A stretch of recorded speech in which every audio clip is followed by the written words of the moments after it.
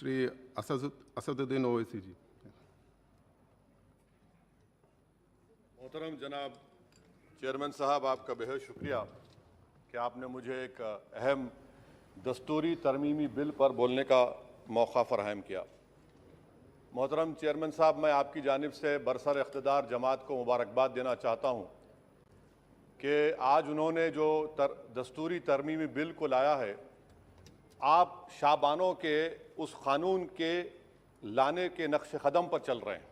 मुबारकबाद देता हूँ आपको और उम्मीद करता हूँ कि इसके बाद बरसर इख्तिदार जमात के ज़िम्मेदारों की ज़बानों से बार बार शाबानों का जिक्र नहीं होगा, क्योंकि ये आपका दस्तूर में इस बात की इजाज़त है कि सुप्रीम कोर्ट अगर कोई फ़ैसला देता है तो सरकार को इस बात की इजाज़त है कि वो उस फैसले के ऊपर कानून बनाए, जो आपने किया। तो इसलिए मैं कह रहा हूं कि आपने शाबानों की रिवायत को बरकरार रखा, आपको मुबारकबाद।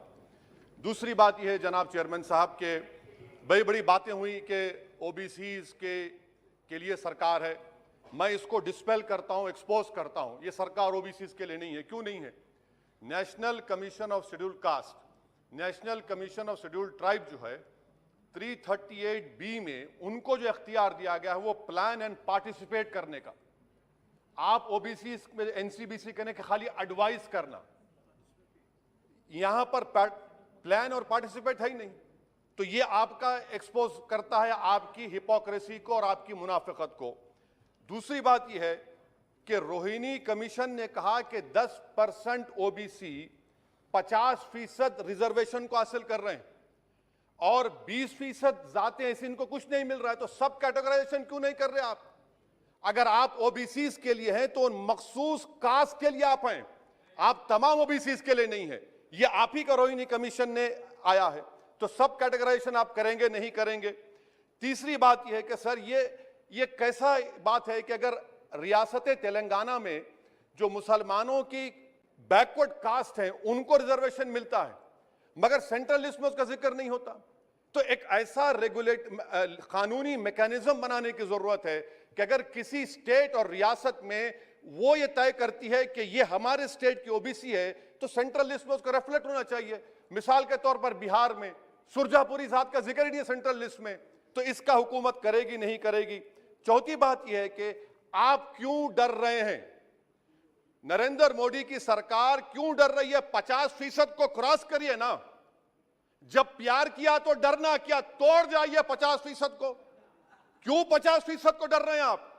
जो 50% है उनको 27%, जो 20% है उनको 50%। तो आपकी मोहब्बत ओबीसी से नहीं है, आपकी मोहब्बत उनके वोट से है और आपका दिल उन 20% के लिए धड़कता है जिसके लिए आपने 50% तहफ़्फ़ुज़ रिजर्वेशन दी है। यह आपकी हकीकत है।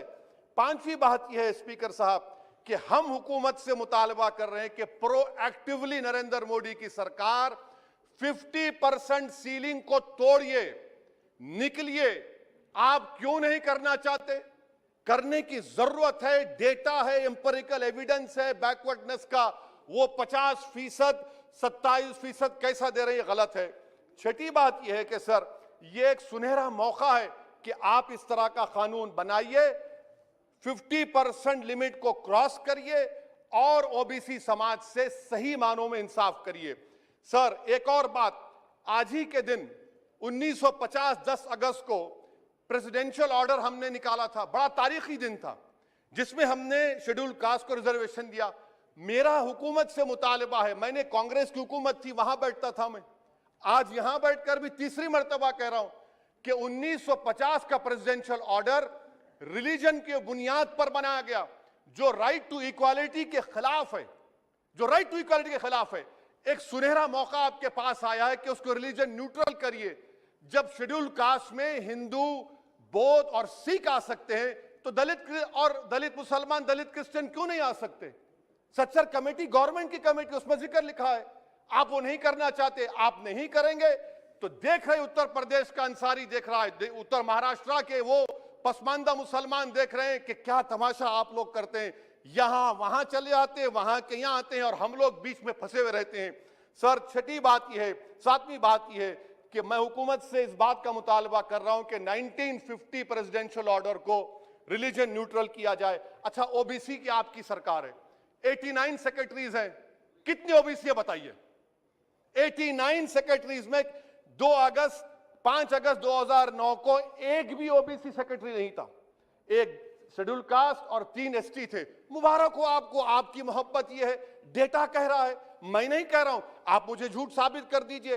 अच्छा, सेंट्रल यूनिवर्सिटी में सर, सेंट्रल यूनिवर्सिटी में 51.6% ओबीसी के पोस्ट वैकेंट हैं। इसीलिए मैंने कहा कि आपको उनके वोट से मोहब्बत है, उनको जमीन से आसमान पर उठाने से आपको कोई मोहब्बत नहीं है। ये हकीकत है सर। और सर, ये यहां पर बैठकर मैंने हमारे कांग्रेस के लीडर की तकरीर को सुना, शिवसेना वाले कह रहे हैं, एनसीपी वाले कह रहे हैं मराठा मराठा। भाई साहब, महमूदुर रहमान कमेटी की रिपोर्ट ने कहा था महाराष्ट्र में कि मुसलमान सोशली एजुकेशनल बैकवर्ड है, जो बॉम्बे की हाईकोर्ट ने उसको अपहेल्ड किया, और आप सिर्फ मराठाओं की बात करते हैं, मुसलमानों की बात क्यों नहीं करेंगे? वो 50 कास्ट जो मुसलमानों की बैकवर्ड है महाराष्ट्र में, वो देख रही है आपके इस तमाशे को और आपको एक्सपोज करके रहेगी।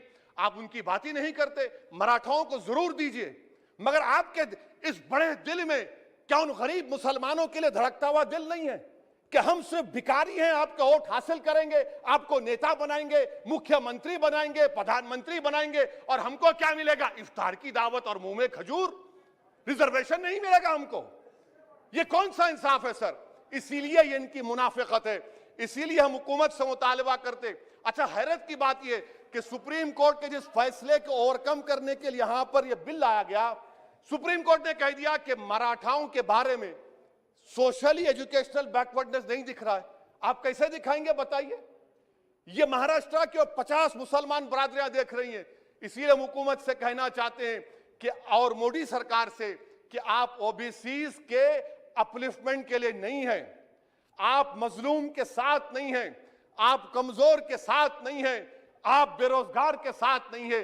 हां, एक हकीकत है, आप ताकतवर के साथ थे और ताकतवर के साथ रहेंगे। आपको वोट की जरूरत है, ओबीसीज और वो जो मुसलमान बरादरियां नीचे, उनको उठाने की जरूरत नहीं है।